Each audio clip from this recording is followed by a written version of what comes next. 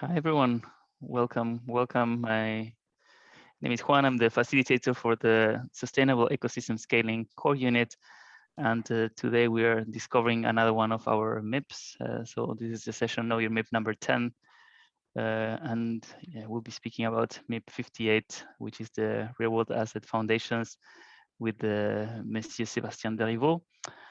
And yeah, without further ado, I think everyone knows Seb. So Seb, if you want to take it away. Yeah, sure. So let me share my screen and let's get this started.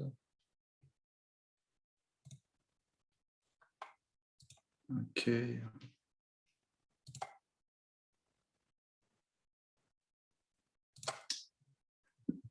So let's go. So today we will speak about MIP58, the Real-World Asset Foundations.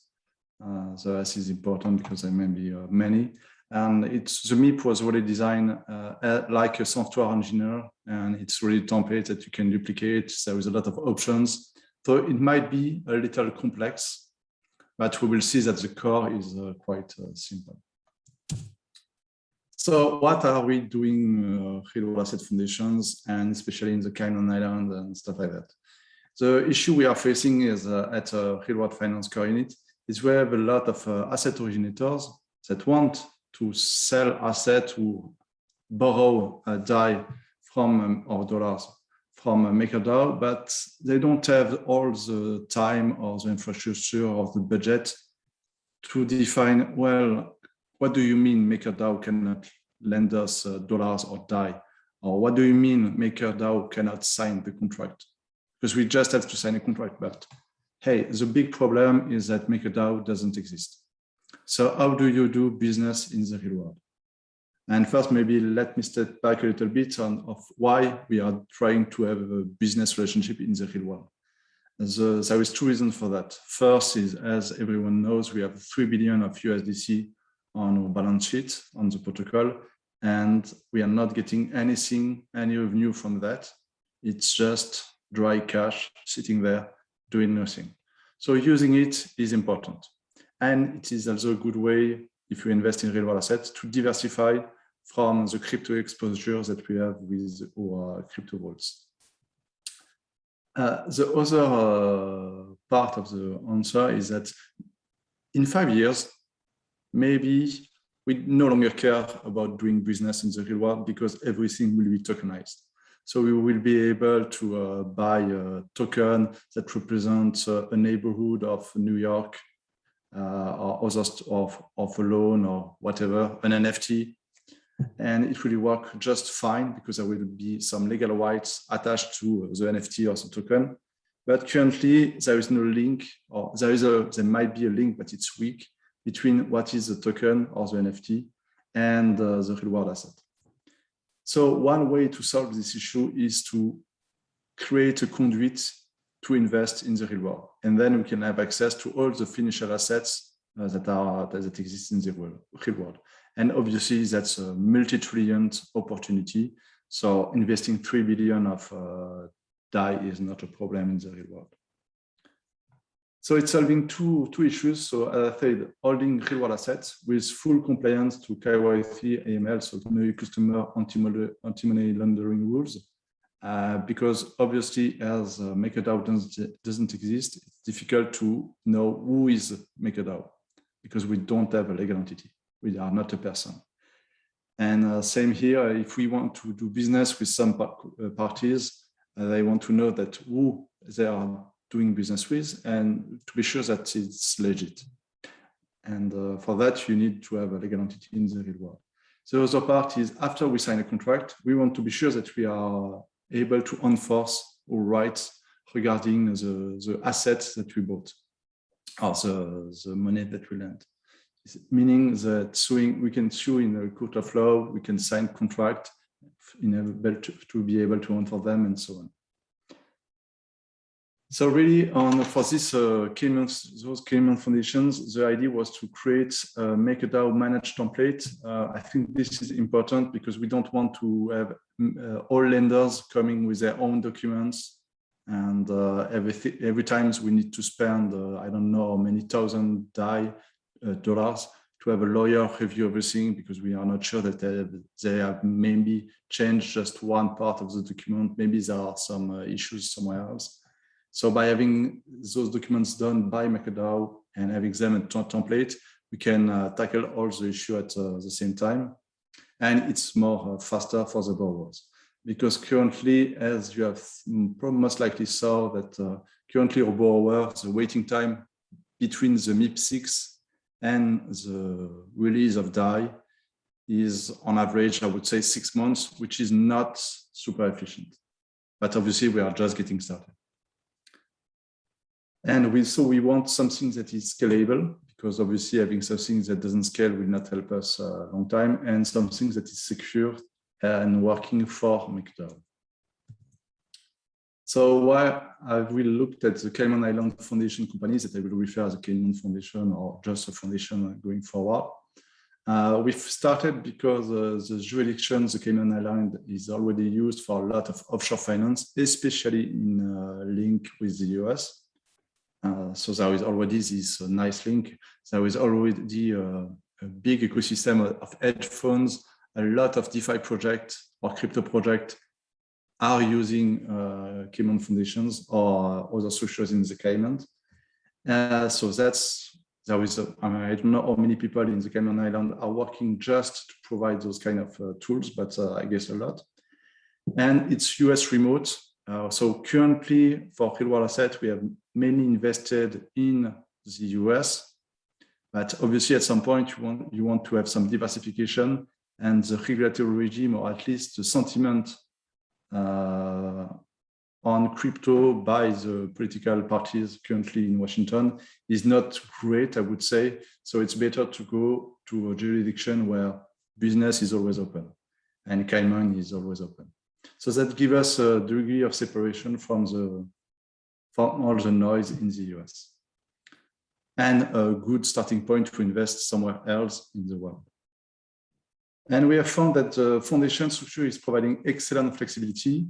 It's quite a rather new structure. It was created in 2017. So there is a lot of improvement versus what was done before, because yeah, it's really a legal structure for the new economy. It wasn't designed for crypto projects, but most of the crypto projects are using it. The cool thing about it, and the most important one, is that it can be orphaned.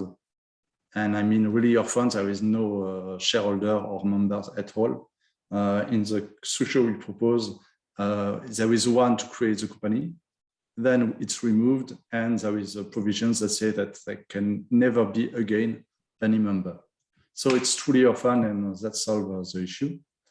It enables the usage of a DAO resolution, we will see later on, so that provide control to MakerDAO. So MakerDAO can say that nothing can happen if there is not an executive vote from MakerDAO. And MakerDAO can be the beneficiary, even if it doesn't exist as a person. Sometimes it's to be a beneficiary, you need to exist, but in the Caymans and for the Cayman Foundation, that's not a prerequisite. So you can just say MakerDAO is a beneficiary, even if it doesn't exist.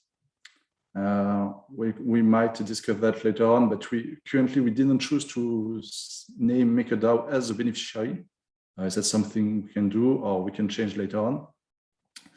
Just to remove the link, try to remove a bit the link if it's not useful between the Cayman Foundation and MakerDAO. And anyway, the MakerDAO remains in control of almost everything. Directors owe the fiduciary duty to the foundation. It can't be limited or transferred. We have a discussion with service providers and directors, professional directors. And what comes often is that they don't want to be forced to make a decision that can expose them to liabilities. And that's good, because that's a pro and a cons. Obviously, that means that you cannot make them do something stupid because it's their fault, and they cannot transfer the liability to you, to MakerDAO or some sub-parties. But that's a win as well, because we are quite sure that those people will not take too much risk. And the main difference between a foundation and a trust it's quite, the concept is quite similar, but the implementation is different. A foundation is a legal entity by itself, autonomous, and while a trust is you are giving the asset to a trustee. So it's obviously it can depend by jurisdictions, but it's not really a different legal entity, really independent. It's just like you are giving your coin to Coinbase. That's kind of the trust because you are using them as custody, while the foundation is an autonomous entity that is orphaned, no members. So it's just like a wallet in DeFi, so it's self-custody. So here is a diagram on how it can work. Again, it's quite generic, so we can go in many directions. So on top, you can see that MakerDAO is making decisions through DAO resolution. We will see that in the next slide. There can be many foundations. And for every foundation, there can be many projects. Each project will be inside an SPV. SPV is a special purpose vehicle. That means that it can be a Delaware LLC, a trust somewhere else, a company in Singapore, what makes sense.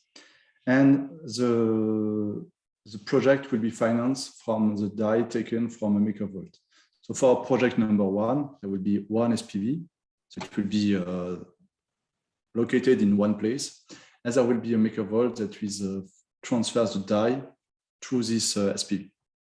The DAI, as we will see, is not just sent from wallet to wallet. It's using a MIP21. So it's a smart contract and nothing can go somewhere else. So it goes through the Cayman Foundation, but it doesn't really have an impact in the Cayman Foundation. What else to say on this slide? I think that's about it. If you have some question, please feel free to interrupt anytime. Yeah. Why is sometimes the color yellow or purple? Is there a reason for that? Or? Oh, yeah. So you can see the flow of DAI for every project. So you can see that the Maker Vault project number one is in yellow, and it goes to the project number one SPV.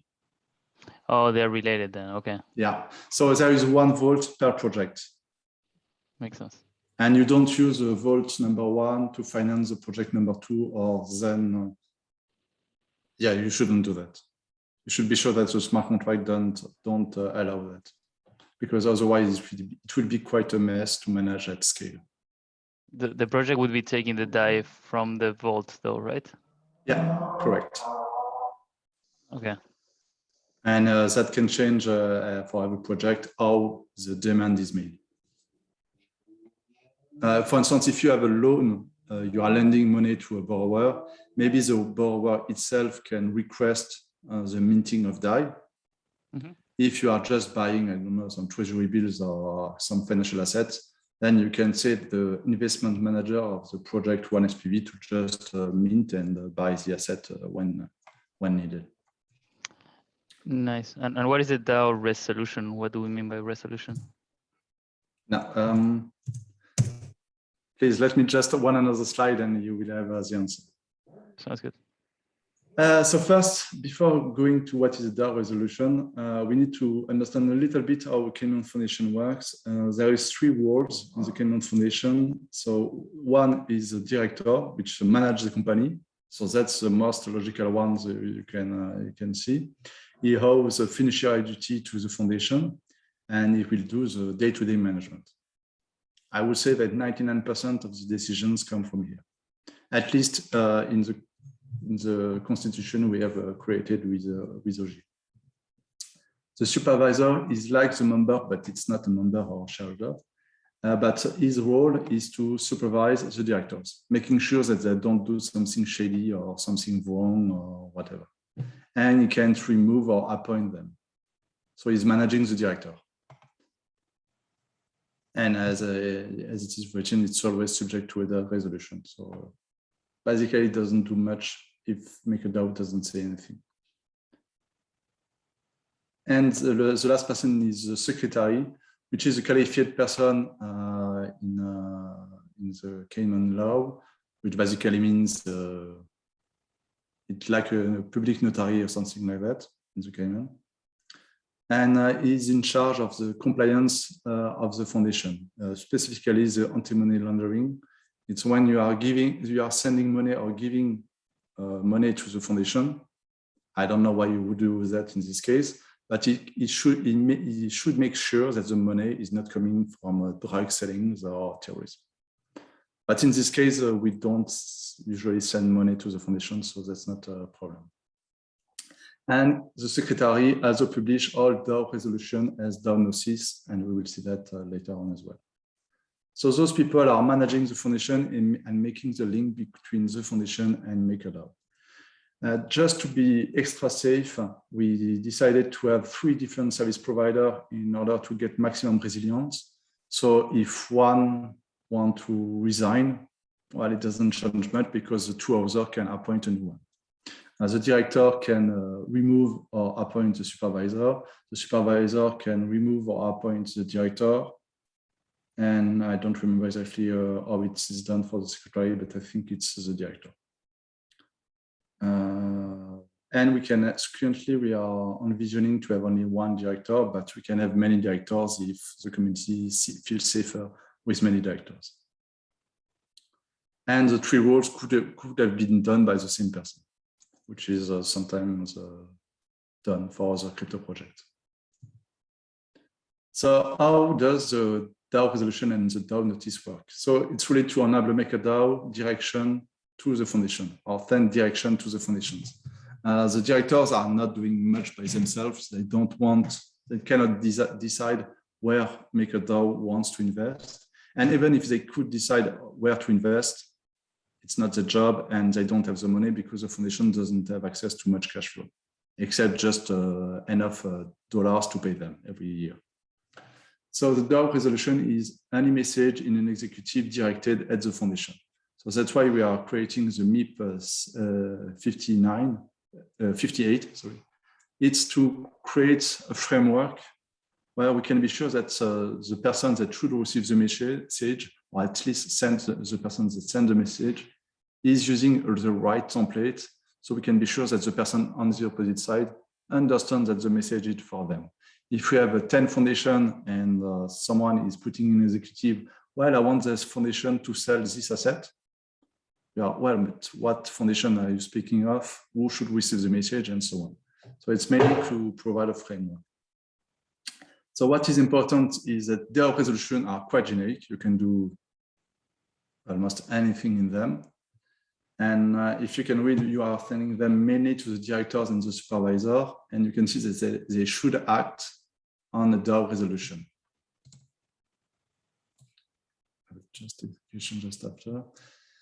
So the wording, it's just a passage from the Constitution. So subject to any limitation imposed on any director pursuant to each of the director's fiduciary duties to the company and all applicable laws and these articles, the director shall observe, implement, carry out, action, and execute with best efforts any and all DAO resolution. So if you are sending something to them that makes sense for the foundation, and as a foundation is, usually we are quite aligned with the foundation, I think most of the time, except if you want to do something stupid, which normally we shouldn't do. They will implement it. They have the obligation to implement it if it doesn't go against the fiduciary duties they have or the applicable laws. And all significant decisions need to be ratified by a DAO resolution. So let's say a director needs to do something. If it's not in the Schedule A, and you can read the Schedule A, if it is in the Schedule A, as the director shall first obtain the prior consent of a DAO resolution or verify that such action is approved by a DAO resolution prior to taking such action. So that means that, and the Schedule A is quite big, is as soon as you spend more than $20,000, if you want to create, change, execute any contract, do anything in a subsidiary, well, it was done by Christian to be so sure that we cover the maximum of things that can be done. So the only thing that can be done without a DAO resolution, it's mainly to make the foundation survive, like being sure that those people can pay themselves. Otherwise, they will no longer do the work, and then we could have a problem. or to send to do any administrative stuff they need to do with the Cayman Island, to be sure that we don't get a fine or have problem with the law there. But the stuff that are not related to real asset.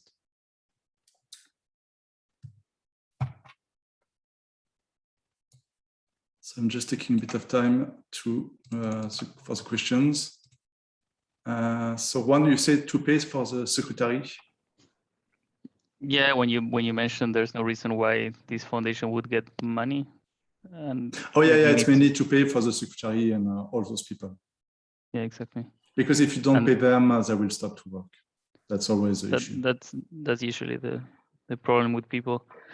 And then Mio asks, does the DAO resolution exist only on the blockchain, or does it need to be bridged to some real world formal legal document?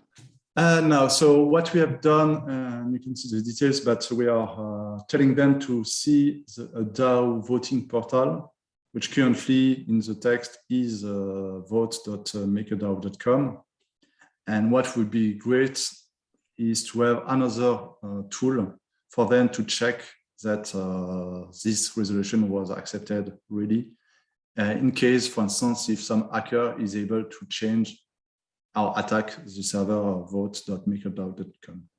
I tried to see if we can use Etherscan, but that's super complicated to see if something was accepted on Etherscan. And there is, I mean, the guys we are looking for are good at crypto stuff and blockchain, but they are not the kind that will spend 2 hours to understand Etherscan, because it's, well, sadly for executive, it's not perfect. But they just have to have, we just have to develop another tool at scale so they can view that, and even Etherscan can be hacked. So yeah, a tool that is offline, so it cannot be attacked directly, but that can connect. Well, that can connect to Etherscan, but there's a risk. And I don't think the service provider in the Cayman Island will be happy to run an Ethereum node. That's unlikely to happen. Or it's possible, but it will cost a lot. So we have to find solutions, but that's usually how they do it.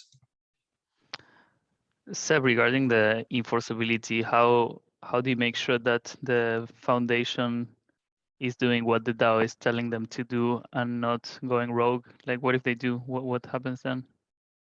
Then there will be some interested persons. We have still to work a little bit on that.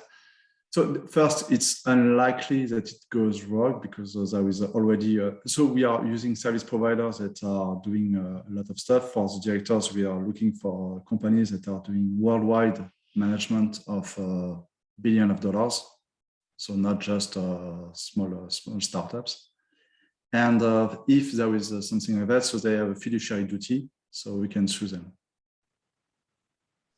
Which legal entity would be suing them? Like someone personally, or? Everyone that is called an interested person.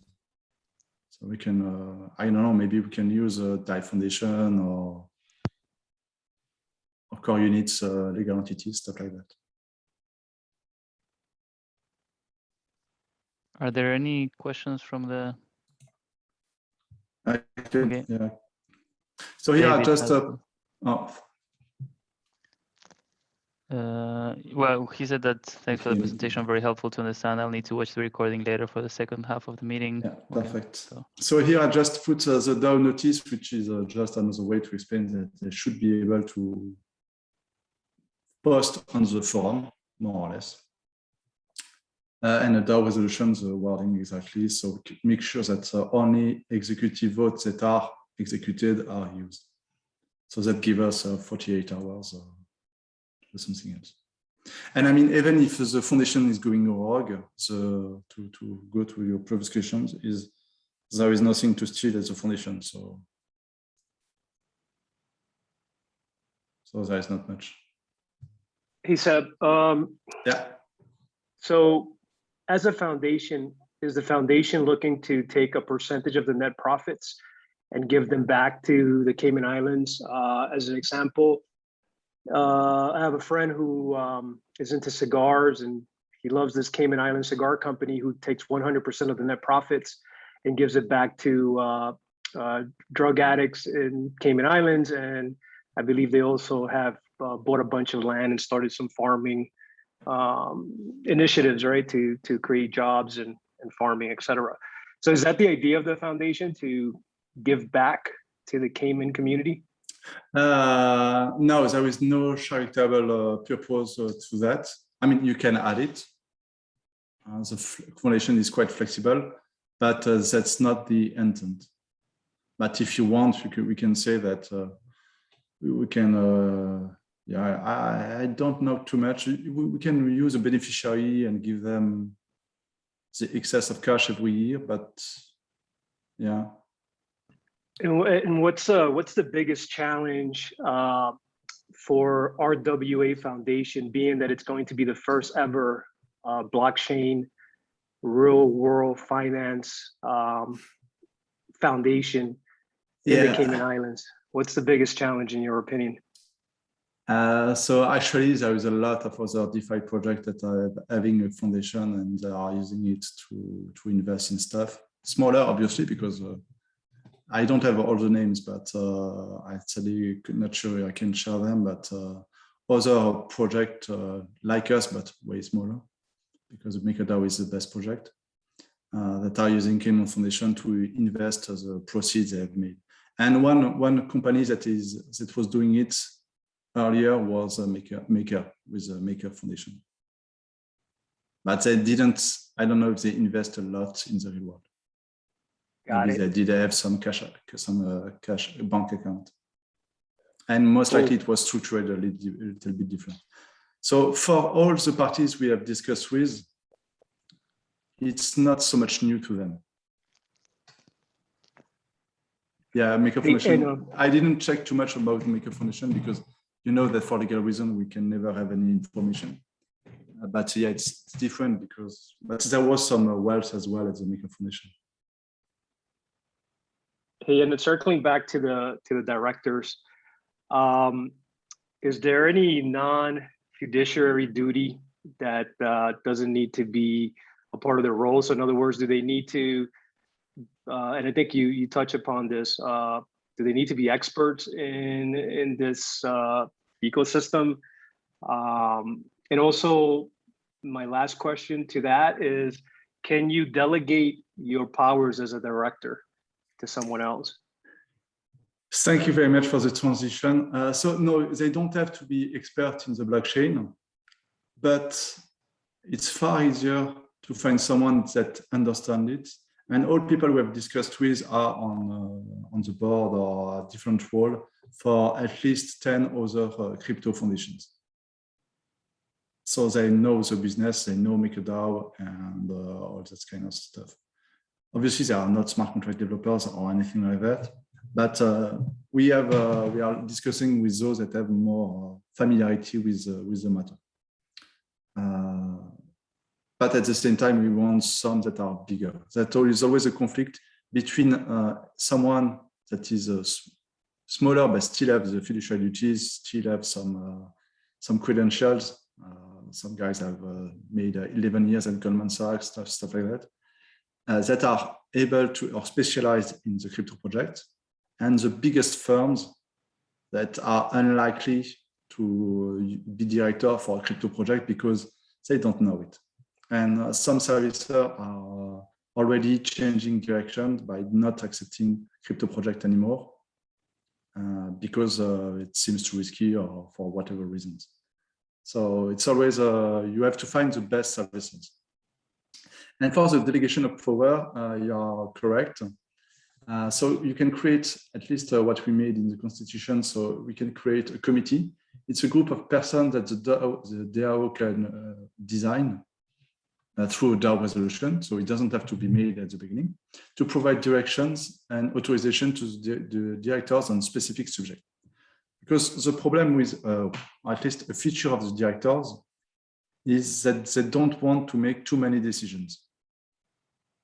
Because there is always a risk, so they want someone to say, oh, it's this person, the Constitution says that I should listen to this person, so I will do it. and that's less my problem. In the Cayman Foundation, it's still their problem, but at least they can say that we follow the process. So we can create a committee. From what we heard from the potential directors, that they would prefer to have a committee that is expert in the topic to make a decision that seems like following the fiduciary duty. They don't want someone popping up and saying, "Oh yeah, you should." So this loan we made to, I don't know, SolarX or another one, well, they don't have to repay, it's fine. That's not going to work because it goes against the fiduciary duties. And for the authorized signer part, that's more, and there are service providers for that as well. It's usually those directors don't want to do too much daily management, like opening a bank account. Those people are paid a bit too much to just do the mundane act of opening a bank account in the US. So usually you can delegate authority to represent the foundation on specific subject. And then again, you can do this by the DAO resolution. So at the beginning, there is no delegation, but you can say that, well, Peyton, you will go to Wells Fargo and open a bank account in the name of the Cayman Foundation or the subsidiary of the Cayman Foundation. So you have a piece of paper from the director saying you should do that, and you are allowed by the foundation to do that, and only that. So those tools are used as a way to minimize governance overhead on non-important stuff, like maybe we don't have to decide if you want Wells Fargo or another bank, and provide direction in case the director needs it. Sometimes the director would say, well, that's a decision. I'm not an expert. I don't know what to do. Well, just tell me what is the best in your interest. And as you have a kind of control of the foundation, yeah, that would mean that I followed my fiduciary duty. And so all those are optionals and can be done or not. And I think we will learn by experience when we need them and when we don't need them. So another way to solve these issues is that the asset will be managed at the subsidiary level, and we will appoint a servicer that is expert in the field of the asset. Like if this is a loan, it will be a loan servicer that is knowledgeable of this area, so that the director at the Cayman Foundation doesn't have to understand, well, you made a loan to a construction project of solar farm. I don't know anything about solar farm, nor New York laws, and nor anything. So that's more or less the idea. So why is the Cayman Foundation safe? So first, there is a fiduciary duty. We will use a service provider that have an experience and a reputation and don't want to be sued for no reason, and exclude from the business, because usually it's the partners that sign, so they will lose everything if they misbehave. Not much is allowed by the DAO resolution. So if a director wants to do something without a DAO resolution, and he should have one, the supervisor will say, hey, wait a minute, you are doing something you are not allowed to do.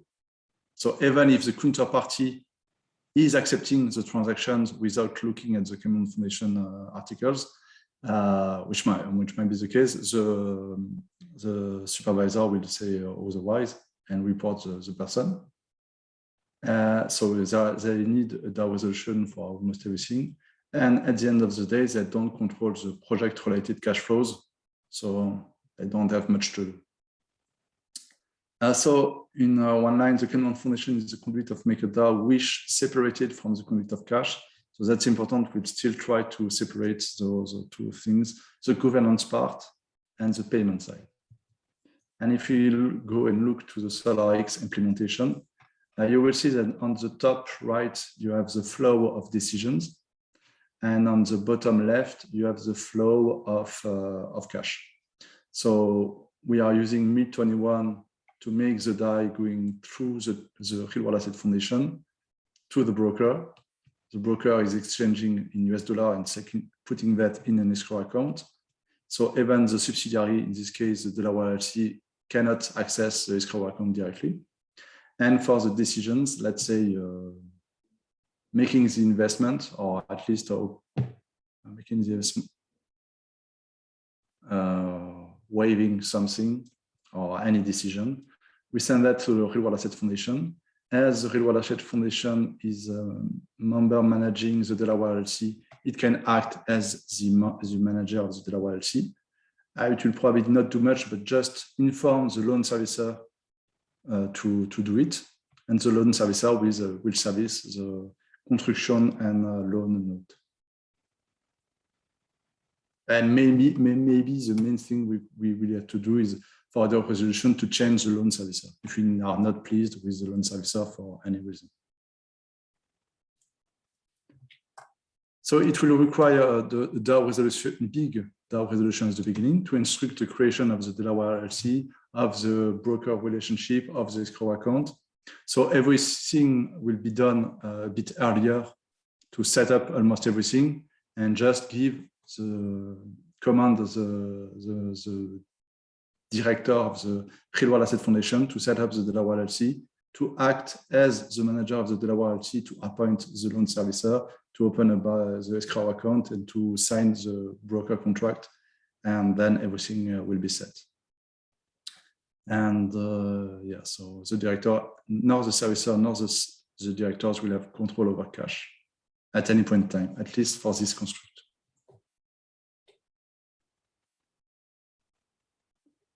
Who will lose? Well, it will be some comment from IMEO. That's the directors. If the directors misbehave, so first, he cannot live with the money because there is no money. At least only the money will get at the end of the year. So it's not very helpful for him.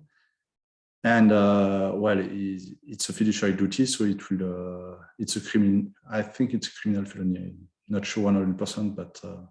That's not something that can happen. I mean, and every time you will go in the real world, the same issue will arise. That's why you have to choose your directors carefully and not just appoint a random guy as director. So then do we have options for directors or anyone you've looked into that you might recommend with this process?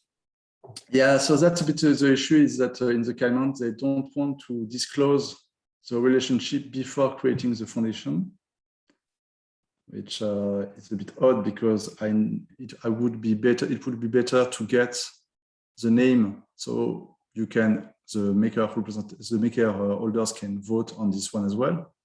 But that's sadly not possible. All I can say that the directors is we want to put in charge is a big firm that is acting worldwide and administering more than $100 billion worldwide. So the supervisor and the secretary are smaller, but they are knowledgeable in crypto and they are acting as director or supervisor or secretary for many other DeFi projects. Awesome, that's good to hear. Which are sadly doing exactly the same than us, more or less. So we should be faster. That's good. This one might be a little broad, but I guess kind of the community, the one other Cayman structure we've been presented with is like the 6X trust structure, if I can speak. So do you think you could highlight maybe what like the benefit is of going through this way or the advantages, or I don't know, maybe there's some differences. Yeah, so there are two parts in the question. First, if you can compare the Cayman Foundation to the charitable trust of the 6X structure. So that one is more or less easy. No one has found any reason why it was a charitable trust. And it was Ogier, or counsel in the Caymans, was saying that it was not a good idea. And we discussed with some other service providers and another law firm saying that, well, the foundation makes more sense. And why people are using the foundation, it's because, not because it's New York, but because they can be free or fund, which seems to be a bit better. And it's more flexible. Like you can say that the beneficiary is a MakerDAO, which doesn't exist, but no one has any issue with that. So that's the difference, Cayman Foundation versus charitable trust. So But you have to understand that for the success case, the charitable trust is not super helpful. It's mainly a way. I mean, at the beginning, if you read the MIP, it was just the TFE. It was not even a charitable trust because it was not super important in the design. We can discuss more, but it was not super important. Usually when they're asking the question success versus the foundation, it's more comparing the Cayman Foundation and the Delaware Statutory Trust. And there the difference are smaller. One is a trust, the other is a foundation, but that doesn't make any difference, more or less. And it's mainly on the details. And there are pros and cons for both. What I like in the Cayman Foundation is that it is in the Cayman, so it's not in the US. And I don't like to be too much involved in the US right now, even if we still have a Delaware LLC, because we have to. And the Cayman Statutory Trust is super flexible as well, but you need a trust sponsor. So that's why they have to someone to be the trust sponsor, and the trust sponsor has a lot of, not a lot, but some powers in the Delaware Statutory Trust because it's a directed trust. And it doesn't seem that you can use a DAO resolution for that. So you need to appoint someone to do the stuff, which then can lead to it can be less than ideal, less pure at least. And another point was, and was mentioned by Christian, is that in the Delaware Statutory Trust, the trustees can say that their fiduciary duty is limited, which is not a big problem because usually the trustees are big companies. So they don't want any liabilities, and that makes sense. But it's still something, at least on the legal front, a bit weaker.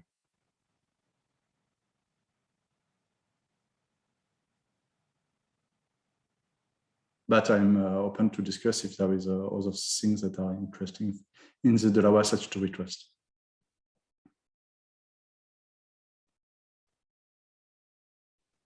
No, sorry, there was one part that could be interesting to use the Delaware Statutory Trust in place of the Delaware LLC. It's if you want the Real Asset Foundation is acting like a proxy. It's not directly MakerDAO, it's someone else, but acting for MakerDAO. And you can do that, a proxy of a proxy, by putting a Delaware Statutory Trust in place of the Delaware LLC. And then you can say, well, maybe I wanted a proxy of a proxy of a proxy by including an Irish trust, but then it gets quite complicated. And obviously, if you want to set up a Delaware Statutory Trust, it's super flexible, so you have to read all the lines, have a lawyer expert in this specific area, and be sure that there is no conflict between all the parties.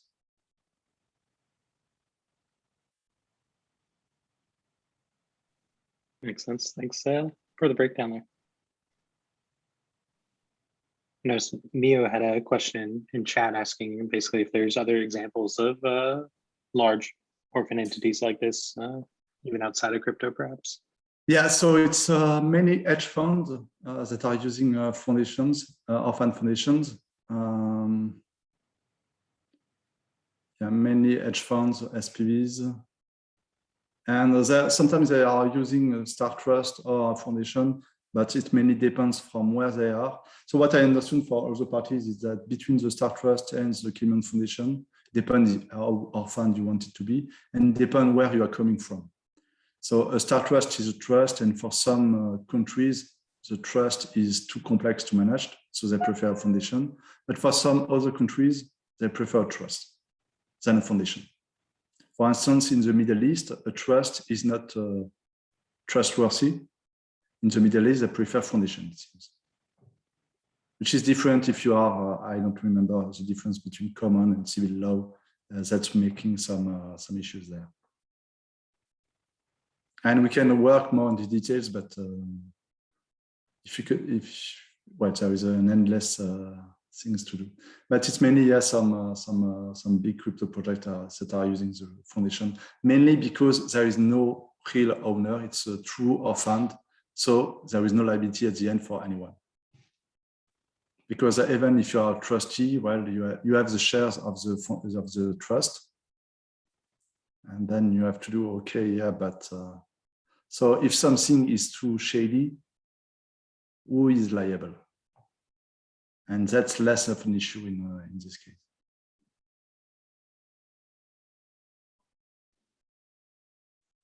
Are there like physical considerations for this setup? Like, do we have like a ballpark on how much it costs to basically every time we want to spin up a new side entity or side account? Yeah.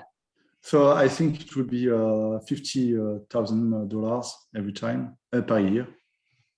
The setup shouldn't be too costly. It's 5,000 more or less with a foundation and a Delaware LLC. And then there was a question: should we have many real-world asset foundations? Should we have one? Should we have one per $100 million? So the servicers are telling me that having many foundations is quite challenging from an administrative point of view. And what is important is that each project is ring-fenced in a specific subsidiary.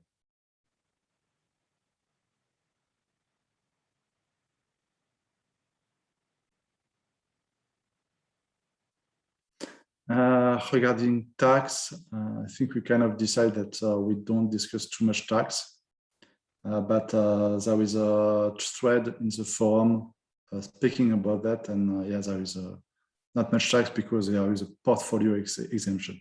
CNL is a construction and loan.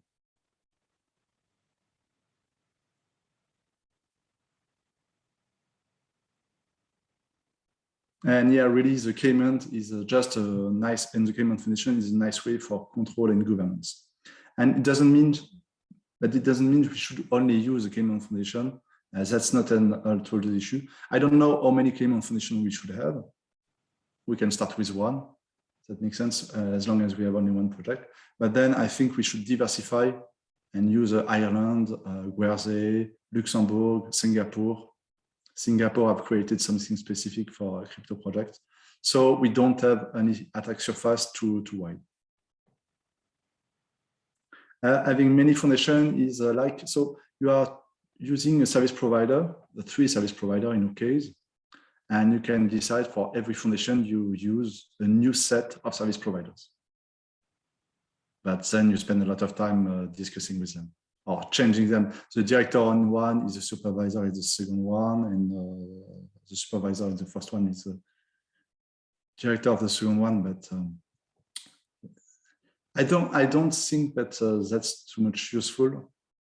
But the community can say, well, we want one foundation per project, and that's fine.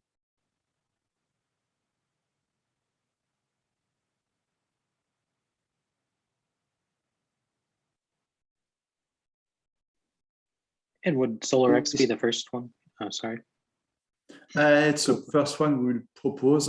We should get the risk assessment either this week or the next one, because Christian wanted to be perfect. Yeah, and currently we have no other project. So Success is using the Success structure. 120 dB is using the Success structure. Reno will use most likely the Cayman Foundation. At least that's my understanding, that it was their choice. And yeah, so even at some point, so maybe that could be a different real-world asset foundation, I have no clue. We could migrate the centrifuge drop token we have in our vault, in MIP52, in a real-world asset foundation as well. So we have ownership of the drop token. But I didn't start to look at it. Yeah. Sorry, but are you going to implement any internal controls with regards to, managing internally how this DAI is being moved and lent out, and the SPVs are interacting with the smart contract? I mean, as far as internal controls, do you have any thoughts there? Yeah, so for me, as long as it is in DAI, you can look at this on the blockchain. But obviously, you can develop stuff as well. And then we can have reports from I'm guessing the loan servicer is providing reports to the directors of the foundation, and those can report to the website, to the forum, or to anyone. No, but I meant off chain, right? Like you said that this is going to include MIP21. Yeah. So I would imagine that, you know, DAI is going to get drawn from a vault and it's going to go to someone like Genesis or Gemini. Yeah, correct. Yes. And then it's going to flow down to the Caribbean. So I just wonder if there was going to be any internal controls as to monitoring the movement of funds or any other internal controls with regards to accounting that you guys have thought about when putting together this MIP58. You mean at the Cayman Foundation level, or at the subsidiary, or at the MakerDAO level? As the RWA Foundation. Yeah, I don't know yet how they will account for it. But as they are using significant project crypto, they most likely have a way to account for it. But that's a good point. I can add. And it depends on the service provider. So currently we didn't hire anyone. So that's the issue. Got it. And do you know if any of these structures use some kind of like insurance policy to cover against misbehavior or, I don't know, anything that could go wrong? I don't think, most likely there is a business for that, but you will have to pay for it to an insurer. I mean, yeah, I understand, but I understand the fact that we don't want to trust people, and that's fine. But the question is, who can steal the money? Because are you speaking about stealing the money or making a bad decision? And if it's a bad decision, what would be this bad decision? Yeah, just either one, I guess. Because you have the same issue in the DAO statutory trust. So speaking about decisions, how do you say that the DAO will give like a kind of like a mandate or a resolution? So how do we make sure that the DAO is actually telling what they want, and what if we get a very like passive DAO when it's like you tell me and I'll vote for yes, no? So right now there seems to be a narrative around DAO, please tell me what to do, compared to should we do A, B, or C, and how do we make sure that that's a working? Yeah, structure? So that's mainly so those directors are not fully passive. I mean, they are managing the foundation. So most likely than not, if the servicers say to a director, well, Mr. Director, you have two decisions. I can say, well, Who says to the director? As a loan servicer. Okay. I'm just saying that, let's say that SolarX is not paying for any reason the loan. The loan servicer can go to the directors of the foundation, or the director of the Delaware LLC, the manager of the Delaware LLC with the director. We can put them in default, or we can give them 1 more month to pay. What should we do? And then the director will say, well, I have no clue. Let me ask MakerDAO. And so it can either go to the forum and say, well, what do you want me to do? If you want me to do A, this is what you need to put in the executive. If you want me to do B, this is what you should put in the executive. And then we just execute. So I had this discussion with the director because, yeah, it's better that we put something that is good in the executive instead of just figuring out what we should put. So the management comes from the directors proposing things, and then the MKR holders need to vote on these directions potentially. Yeah, or the other way. I mean, if you want to set up a new investment, a new subsidiary, that's our job to tell them that they should. And obviously, we will discuss first with them to see if they agree to everything. To be sure that we don't put a loan servicer that they don't like because the guy is super shady. Okay, so who would be performing that check? Is it like on the MIP21 step, or is it like the real world assets team doing it beforehand, like maybe like kind of like a MIP assessment kind of thing we have right now? That's not very clear to me right now. So for the project, yeah, it's just like an MIP6. But for the discussion with the directors, that's remain to be decided. And I mean, those guys are here to manage the real-world asset foundation on behalf of MakerDAO. So they will find a way to discuss with anyone that they seem respectable. Most likely, it can be me, it can be the monitored actors as a whole, it can be making a forum post. Nice. One thing that can be important to note is what happens if MakerDAO is attacked and is not able to make the DAO resolution. In that case, there is a provision that they are using for other DeFi projects as well, that the directors can then do stuff even without a DAO resolution. Just to be sure to safeguard the real asset foundation and not to wait until we fix MakerDAO. I cannot see what would be the issue, but that's important to note as well. I guess even with an emergency shutdown, we can still vote.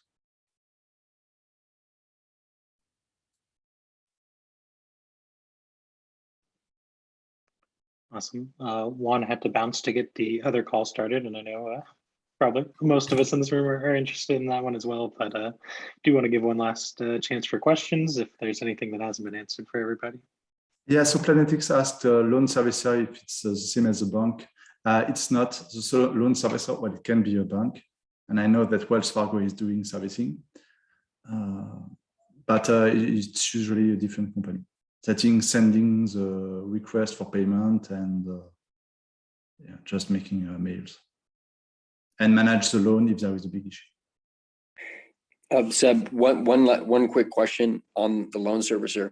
Does the loan servicer handle the cash, like have control of like principal and interest repayments from the borrower? Does it go to a bank account that is controlled by an independent loan servicer, or does it typically go to the kind of asset originator, and then there's kind of a risk of misappropriation of the cash? It will depend on the case-by-case basis, but one way would be to just ask for cash to be paid to the escrow account, so it can be moved only to the broker.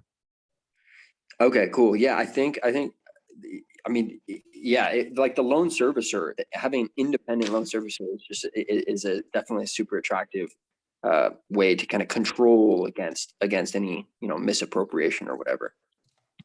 Yeah, we want to work only with the service provider because we cannot give the cash to, I don't know, Payton and do the loan servicing to Payton or myself or anyone else. Yeah, for sure.